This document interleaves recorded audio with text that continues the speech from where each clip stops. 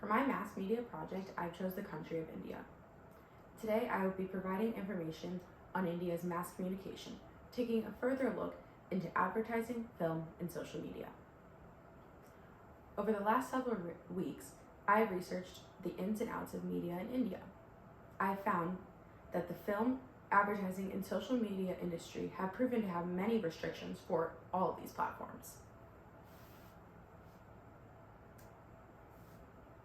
First, let's take a short, brief look into the history of mass media in India.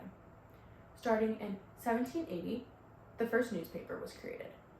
Throughout the time, India has advanced to radio technology and the digitalization of broadcasting.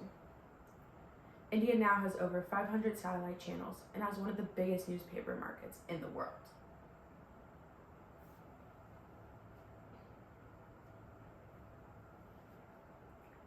Taking a deeper dive into some regulations in Indian media is the film industry. The film industry has dealt with a lot of censorship, but people still watch despite the fact. For example, there have been many acts to censor the film industry.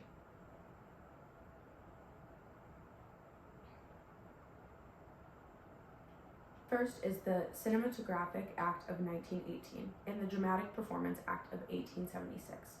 According to the International Movie Industry Book, censorship mechanisms likewise came into being in the colonial era. The Cinematographic Act of 1918 put in place mechanisms to both regulate the context of films as well as the character of cinema premises, and according to the India Cinema Book, formal censorship was introduced into India in the theater with the Dramatic Performances Act of 1876, more to control dimension rather than content. According to this act, governments could prohibit any performance they deemed to be scandalous nature, disrupting social values, or felt that it might excite feelings of disaffection against the government established by law. Along with these laws, there's a lack of accessibility to films. For many people in India, while according to the New York Times, there are roughly 105 million homes with televisions in India, which is up from 88 million in 2000. However, India does not have a lot of cinemas, so people can't watch these films right away. According, only 30 to 35% of the country has access to films in these theaters. Continuing on, there is also advertising regulations. With the government regulation in the ASCI, which is the Advertising Standards Council of India, many advertisements are regulated. There are many rules and regulations that ASCI has to follow, such as tobacco, bank promoting zero interest rates, and medicines that claim to cure. The following are ways these laws have been set in motion. According to Dinesh C. Sharma, a law banning tobacco advertising, sponsorship of sports and cultural events by tobacco companies, smoking in public places, and sale of tobacco products to people younger than 18 has come into force in India. According to Gregory C.A., the recent liberalization of economic policies in India, an artifact of the more general forces of globalization sweeping the world, is bringing about profound changes.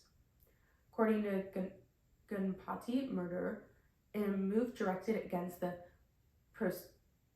producers of traditional medicine, the Indian government has expanded the list of diseases which drug companies will not be prohibited to advertising.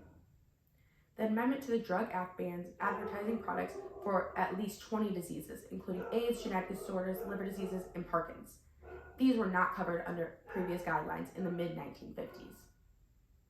Not only is advertising in film restricted, and so is social media. India has created a ban on many things in social media, such as the Free Basics program and what is approved by Society for Social Media. The Free Basics program is what makes the internet accessible. It provides basic services like the news and sports. And India has banned it. According to the book, Online Around the World, the TRAI announced a ruling in February 2016 that barred the Free Basics program from running in India. The TRAI, which is the Telecom Regulatory Authority of India, which has a goal of keeping consumers protected and nurture conditions for growth. The ban on Free Basics was due to the fact that people felt it was ruining net neutrality, which does not give preference to any content. Not only is are people's basics being taken away, so is your voice in social media. As social media in India is not used for political reasons and looked down upon. According to Jacob Poster, once Indians are on a social network, they tend to use them for staying in touch with family and friends, which is 90% of the social networking users. In sharing views about music and movies, which is 87%, they do not often use these sites to sharing about politics. In conclusion, mass media in India has dealt with a lot of censorship and continues to suppress the people's voice. Overall, film, advertising, and social media communication in India continues to be manipulated. Thank you.